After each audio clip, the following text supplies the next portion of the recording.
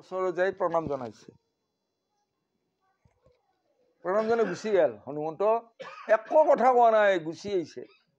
কিছু দূৰ যায় আকৌ ঘূৰি আহিছে, আকৌ ঘূৰি আহি আকৌ প্ৰণাম জনাইছে। আকৌ তেওঁ গৈছে, যেতিয়া তৃতীয়বাৰ আহিল প্ৰণাম জনাইছে, ৰামে আঁকোৱালি লৈছে।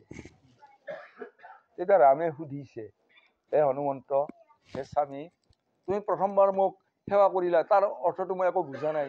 যে তুমি ইমান ধুনীয়া, ইমান জ্যোতিষ্মান পুৰুষ, তোমাক দেখা পাই মই থাকিব পৰা নাই, সেইকাৰণে তোমাক প্ৰণাম জনাইছো। দ্বিতীয়বাৰ যে তুমি বোলে তোমাৰ ৰাজপুত্ৰ, ৰজাক প্ৰণাম জনাটো প্ৰজাৰ কৰ্তব্য, মই সেইকাৰণে জনাইছো। তেতিয়া ৰামে আকৌ লৈছে, হে হনুমান, তুমি আৰু মই, সেই তত্ত্বমসি ক'লে নহয়, তত্ত্বমসি, তুমিয়েই মই, ময়েই তুমি, তোমাৰ আৰু মোৰ মাজত কোনো পাৰ্থক্য নাই। তেনেহ'লে আমি সকলোৱে ভগৱন্তৰ অংশ, আৰু সকলোকে আমি ঈশ্বৰৰ অংশ বুলি ভাবি আমি জ্ঞান কৰিব লাগে। কাকো উচ্চ নিচ ভেদাভেদ, যে এই কুচিত এই সুন্দৰজনীক চিয়াৰত বিভা দিছো, কুচিতজনীক মাটিত বিভা দিছো, শিক্ষিতজনক চিয়াৰত বিভা দিছো, মূৰ্খ নহয়, এই বৈষম্য ভেদ ভাৱ থাকিব লাগিব। আৰু সেইটো আমাৰ অবিদ্যা, অবিদ্যা আমাৰ নাশ হ'ব লাগিব। অবিদ্যা নাশ হলেহে আমি ভগৱন্তক পাম। এই হ'ল অবিদ্যা, অৰ্থাৎ মায়া আমাৰ মাথাৰ পৰা গুচি যাব। কৃষ্ণ তেনে, আৰু সেইবিলাকৰ এইবিলাক পালন কৰি তেওঁলোকে কি পাইছিলে? ভগৱন্তক পাইছিল। তেওঁলোকে এনেকুৱা পঞ্চযজ্ঞ আৰাধনা কৰিয়ে বহুতে ভগৱন্তক কি কৰিছিলে?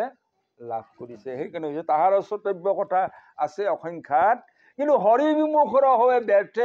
যি হৰি বিমুখ, যি হৰিক ভক্তি নকৰে, যি হৰিৰ নাম নলয়, যি হৰি সেৱালৈ হৰি ক্ষেত্ৰলৈ নাযায়, যি হৰিৰ ভকতৰ সংগ নলয়, সেইজনৰ জীৱনটো বৃথা।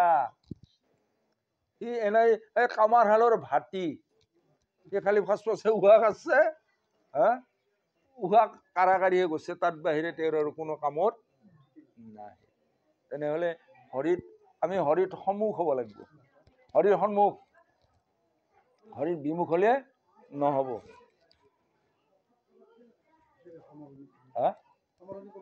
হৈছে তাকেতো চাইছো।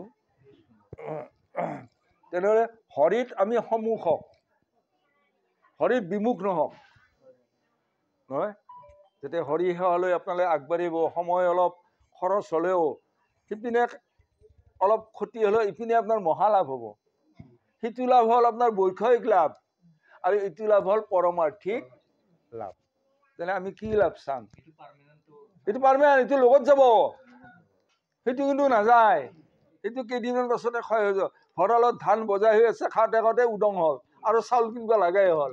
কিন্তু হৰিহত যাওঁতে ই লাহে লাহে লাহে বাঢ়ি থাকে, ই নকমে। যিমানে বিলাই সিমানে বাঢ়ে। আজি আপোনালোকৰ তাতে আমি বিলাইছো নহয়, আমাৰ আৰু বাঢ়ছে। আৰু নতুন নতুন শব্দ আমাৰ ওলাইছে, নতুন নতুন কাহিনী কিছুমান মনত পৰিছে, নতুন নতুন শ্লোক কিছুমান মনত পৰিছে।